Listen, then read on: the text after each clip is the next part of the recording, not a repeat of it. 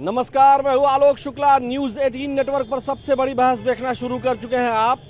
बंगाल में बीजेपी की सुनामी तो असम में एक बार फिर से हिमंता सरकार।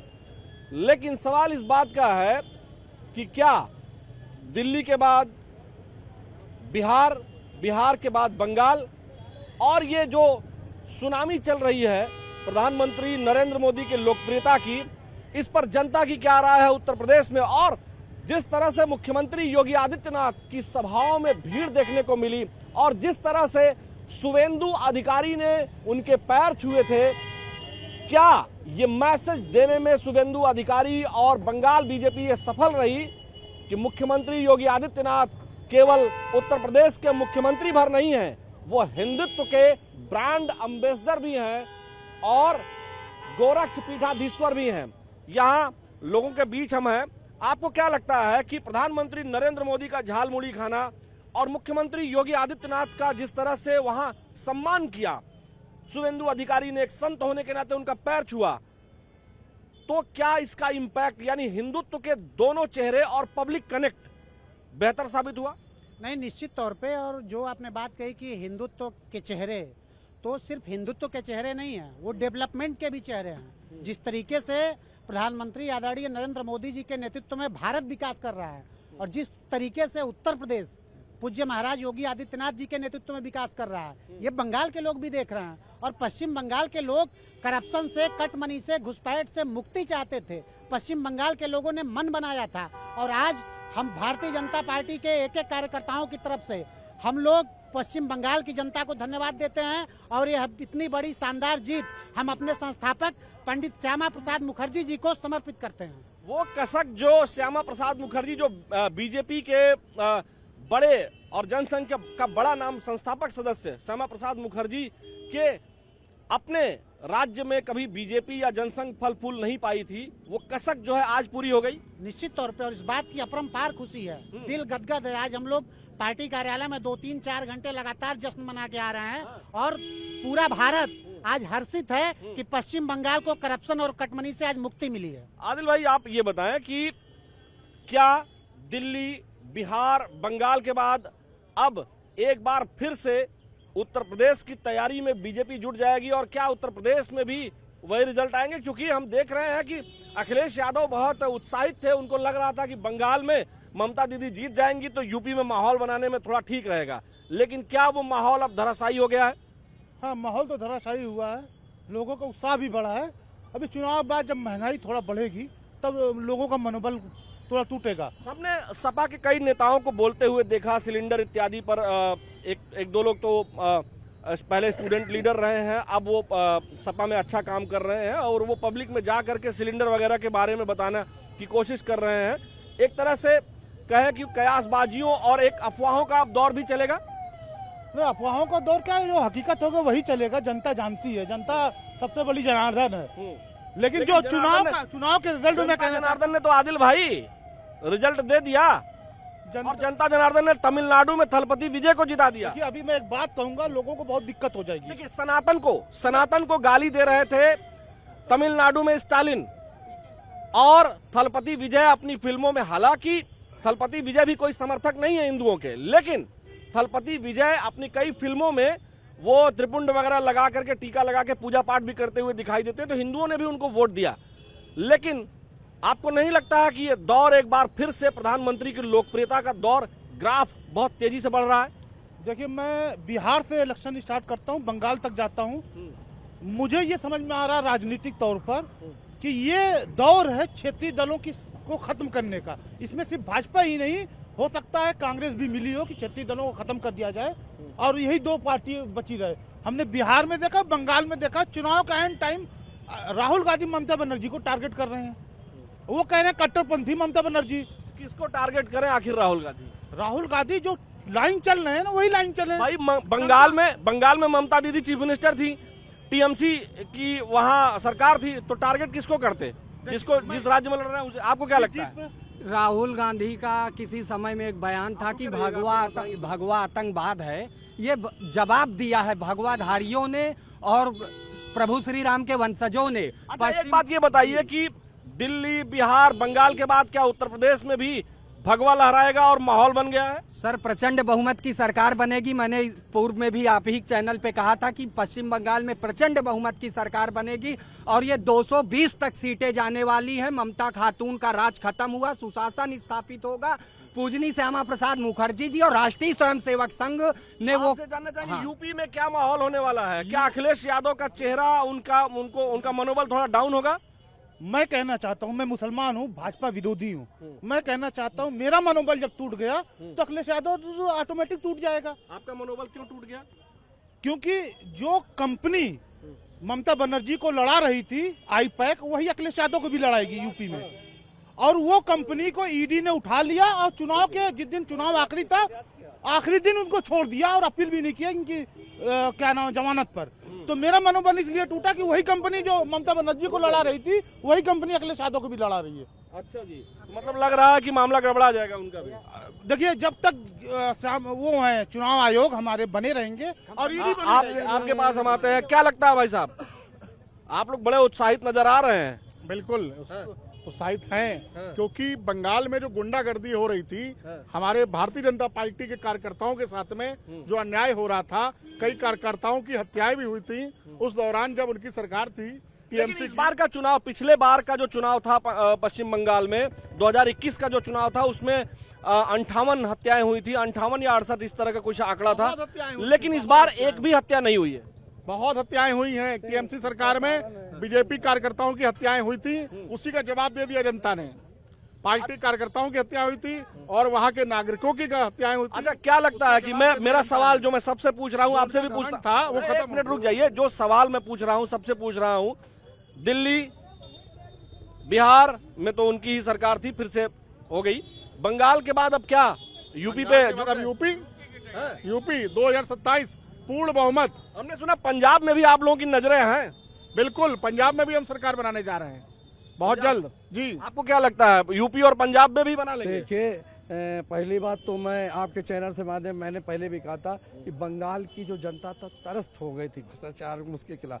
तो जनता का जो वोट गया है वो भ्रष्टाचार और जो वहाँ की पब्लिक के साथ अत्याचार होता है उस पर वहाँ की जीत हुई है भारतीय जनता पार्टी के। और 2027 में तीसरी बार बीजेपी की सरकार बनने जा रही है। और हाँ, पंजाब की बात, पंजाब में भी हमारी सरकार बनने जा रही है। और 27 में के बाद 47 तक बीजेपी को कोई हरा नहीं पाएगा। और आने वाले उसके बाद योगी आदित्यनाथ देश के प्रधानमंत्री का चेहरा होगा। आपको क्या लगता है कि ये जो जीत है, इधर आगे आइए थोड़ा सा, ये जो जीत है इसको कैसे आप लोग देखते हैं? और फिर से वही सवाल कांस्टेंट बना हुआ है कि क्या दिल्ली, बंगाल और बिहार, बंगाल के बाद अब यूपी और पंजाब?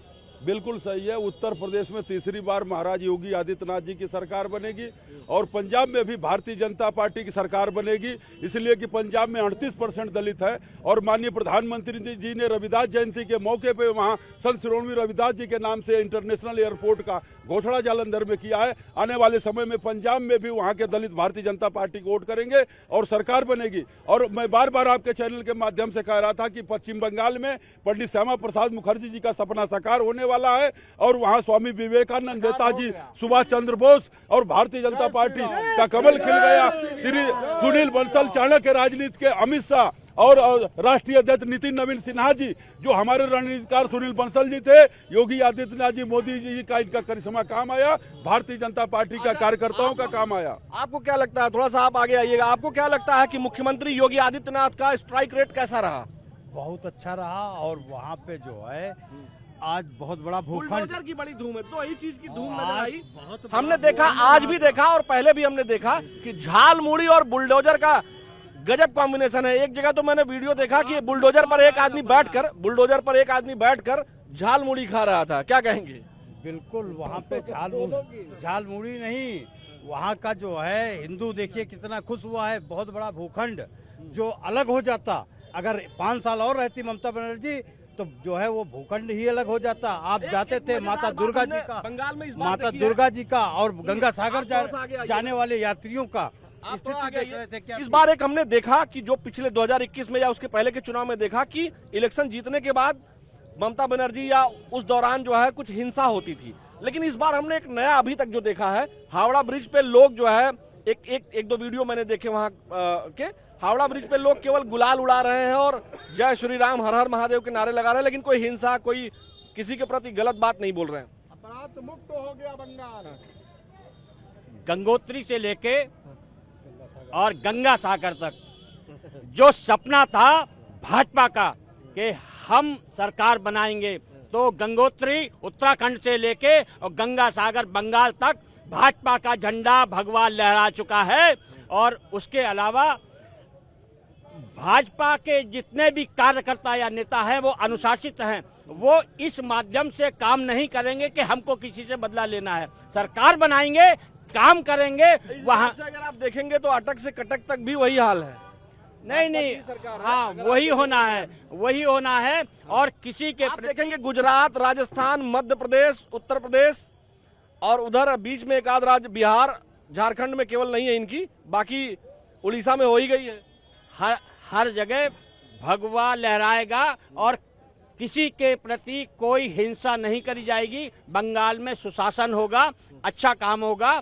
यूपी में क्या होगा? राम राज्य की स्थापना। यूपी में तो बाबा जी आएंगे, उसके बाद में 29 में प्रधानमंत्री भी बनाएंगे। आपके पास में आता हूँ, आप इधर पीछे से कह रहे हैं यूपी में कौन आएगा। हमने जब पूछा तो आप क्या कह रहे थे? योगी जी आएंगे। नहीं, आप तो जो है बीजेपी के योगी जी के समर्थक नहीं है। मैं मुसलमान हूँ, लेकिन योगी जी हमको बहुत कुछ दे दिया, इसीलिए हम चाहते हैं योगी जी फिर से आए। क्या क्या दिया? बुलडोजर दिया, पुलिस की गोलियां दिया, अन्याय दिया। अन्याय दिया कि न्याय दिया? अन्याय दिया मुसलमानों को, इसीलिए योगी जी फिर से आएंगे। हम चाहते हैं योगी, क्योंकि हमको सब समाज के बराबर चाहिए था। हमको बुलडोजर का न्याय और पुलिस की गोलियां ज्यादा दे दी, इसीलिए हम चाहते हैं सबको बराबरी मिले और योगी जी को फिर से लाना चाहते हैं। आपको क्या लगता है कौन आएगा यूपी में? क्या दिल्ली, बिहार, बंगाल के बाद अब यूपी और पंजाब भी? यूपी क्लियर है। कौन लेगा यूपी? योगी बाबा। क्या है? क्यों लगता है आपको? आप बताओ। बिल्कुल लगता क्या 100% क्लियर है। क्लियर है। और क्या? क्यों क्लियर है बताएंगे? क्लियर है। आप बताइए, कोई दिक्कत हो आप बताइए, मैं उसका जवाब दूंगा। आपको क्या दिक्कत लग रहा है? हाँ? हमको तो कोई दिक्कत किसी के आने पे नहीं लग रहा। नहीं, आपको इस समय क्या दिक्कत लग रहा है? आपको क्या लगता है योगी जी जहाँ जहाँ गए वहाँ ज्यादा सीटें निकली? जहाँ जहाँ गए वहाँ नहीं निकली। यूपी की बात करिए। हाँ, यूपी की बात बताइए ना हमको। 300 पार है बाबा जी की।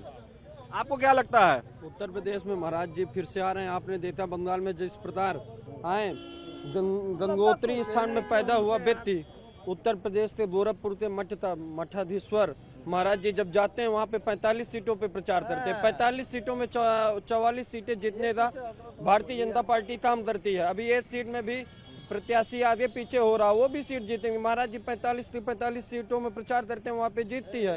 अटल जी ने कहा था, आपको याद हो, कि भाजपा का विरोध करते करते कहीं आप राम का विरोध न करिएगा। आप देखिए तो राम विरोध का फल मिल गया है, ऐसा लग रहा है? उनको फल मिला है। आपको क्या लगता है? देखिए, आपको क्या लगता है कि दिल्ली, बंगाल, बिहार और उसके बाद अब यूपी और पंजाब और अन्य राज्यों में भी? देखिए, बंगाल तो झांकी है, उत्तर प्रदेश 27, बाकी है योगी जी की आंधी है। अब जिस तरह से भाई साहब कह रहे थे मुसलमानों को गोलियां मिली, मुसलमानों को बुलडोजर मिला, ये उन दंगाइयों को मिला है जो अपराध करते थे, उन दंगाइयों को मिला है जो मुसलमान के नाम पर अत्याचार करते थे। ये उन दंगाइयों को मिला है जो सभा में घुसकर मुसलमानों को इस्तेमाल कर रहे थे। योगी जी ने कभी मुसलमान के खिलाफ अत्याचार नहीं किया। योगी जी ने प्रधानमंत्री ने सबका साथ सबका विकास, क्या कंट्रोल में राशन लेने जाते हैं 5 किलो 10 किलो, उसमें तो भेदभाव नहीं होता कि मुसलमान को दे रहे हैं या हिंदू को दे रहे हैं, उसमें तो सभी राशन खा रहे हैं और आयुष्मान योजना का लाभ उठा रहे हैं। उसमें जात देकर तो दिया नहीं जा रहा, सबका जात के आधार पे कार्ड बन रहा। ये भेदभाव की राजनीति समाजवादी पार्टी के लोग आवास वगैरह में भी किसी को तो ये नहीं देखा जा रहा। आवास भी सरकारी सबको दी जा रही, उसमें भी भेदभाव नहीं हो रहा। मुसलमानों को आवास क्या कह रहे हैं? हम तो ये कह रहे हैं कि हमको सरकार की हर योजना में सबसे ज्यादा मिला, लेकिन हमको ज्यादा नहीं चाहिए। हम न्यायप्रिय लोग, हमको सबके बराबर चाहिए। बुलडोजर भी ज्यादा मिला, आयुष्मान भी ज्यादा मिला। लेकिन इन्होंने जो कहा कि आम मुसलमान के लिए तो आप भी हैं, आपको तो कोई गोली नहीं दे रहा? नहीं, मैं आपको बुलडोजर मिल रहा है? नहीं मिला है भाई, सबको सब कुछ। आप बताइए, आपको क्या लगता है? ये जो सपा में हमारे मुसलमान भाइयों हैं, इनका पूरा काम है सभा में चटाई बिछाना। ये जो में चटाई बिछाएंगे, कोई इसका मतलब नहीं है। अच्छा जी, आपको क्या लगता है किसकी सरकार बनने वाली है भविष्य में यहाँ? देखिए, देश के इतिहास में जिन जिन लोगों ने सनातन प्रेमियों को आंख दिखाई, सनातन प्रेमियों ने उनको उनकी हैसियत दिखा दी। अब उत्तर प्रदेश में पूज्य महाराज जी जो सनातन की बात खुल के करते हैं, और अखिलेश यादव जी सत्ता में इसलिए नहीं आएंगे क्योंकि उनका प्रवक्ता डिबेट पे टीवी की डिबेट पे बैठकर सनातन प्रेमियों को अवध टिप्पणी करता है, देवी देवताओं को टारगेट करता है, और अखिलेश यादव जी अपने आवाज पे बैठ के तालियां बजाते हैं। तो इसलिए अखिलेश यादव जी सत्ता में आने के सपने देखना बंद करें। उत्तर प्रदेश में लगातार तीसरी बार उत्तर प्रदेश में पूज्य महाराज जी की सरकार, उत्तर प्रदेश में योगी आदित्यनाथ जी की सरकार बनने जा रही है, कोई रोक नहीं पाएगा। आपको क्या लगता है किसकी सरकार? बंगाल विजय के बाद क्या बीजेपी अब एक बार फिर से यूपी और पंजाब और अन्य राज्यों में देखेगी, खासकर यूपी में?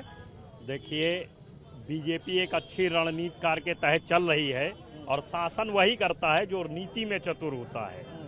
और भारतीय जनता पार्टी ने ये साबित कर दिया है, नरेंद्र मोदी ने, कि अदर कांग्रेसी सरकार जो जितना नेहरू ने स्ट्रॉन्ग किले खड़े किए थे वो सारे ध्वस्त हो चुके हैं। नरेंद्र मोदी जो है लगातार प्रधानमंत्री बनते जा रहे हैं। तो इसका मतलब ये है कि अदर कांग्रेसी सरकार, भारत ने जो विदेश के नाम लैटिन भाषा का शब्द कांग्रेस और एयू ह्यूम की पार्टी को पूर्णतया नकार दिया है। चलिए, बहुत शुक्रिया आप सभी का बात करने के लिए। वाकई में जिस तरह से अभी एक साथी ने, यहाँ एक बोलने वाले व्यक्ति ने कहा कि गंगा सागर से लेकर, गंगोत्री से लेकर गंगा सागर तक अब बीजेपी है। जो सपना था श्यामा प्रसाद मुखर्जी के पश्चिम बंगाल को जीतने का, वो भी जीत लिया है। अब बीजेपी निश्चित तौर पर यूपी की तरफ अपना रुख करेगी, और वाकई में बहुत बड़ी जीत। जब हम आपसे बात कर रहे हैं तब 198 सीट पर बीजेपी आगे थी, जीत चुकी थी। तो कुल मिलाकर के पश्चिम बंगाल में एक बार, पहली बार भगवा ध्वज बीजेपी का लहरा गया है। अब आने वाले समय में 9 महीने में उत्तर प्रदेश में विधानसभा के चुनाव हैं, पंजाब में विधानसभा के चुनाव हैं, उत्तराखंड में विधानसभा के चुनाव हैं। तो आपको राजनीतिक सरगर्मी अब यहाँ भी देखने को मिलने वाली है, और हमारी जिम्मेदारी है कि हम यहाँ जमीन पर किस तरह की एनर्जी है, किस तरह की रणनीतियाँ अलग अलग दल अपना रहे हैं, और ग्राउंड जीरो पर क्या स्थिति है, ये आपको न्यूज़ 18 नेटवर्क पर सबसे बड़ी बहस में बताते रहेंगे। आज की सबसे बड़ी बहस में फिलहाल इतना ही। मुझे यानी आलोक शुक्ला को अपने वीडियो जर्नलिस्ट सहयोगी अनिल कुमार के साथ दीजिए अनुमति। कल फिर मिलेंगे। नमस्कार।